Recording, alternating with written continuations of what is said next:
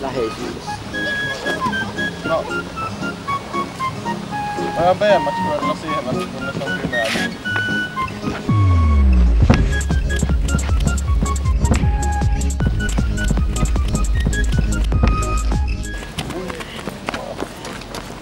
Nyt oli kyllä hyvä, aikamoinen FaceTime, täällä on liikkeellä.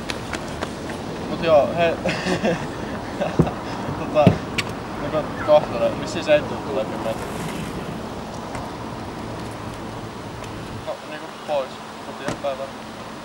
Tää pitää oikeastaan vielä yksi semmonen paikka, mutta siinä kestää joku 10 minuuttia. Siivosta.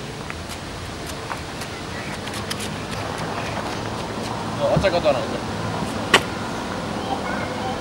No yksi vaihtoehto olisi, jos sä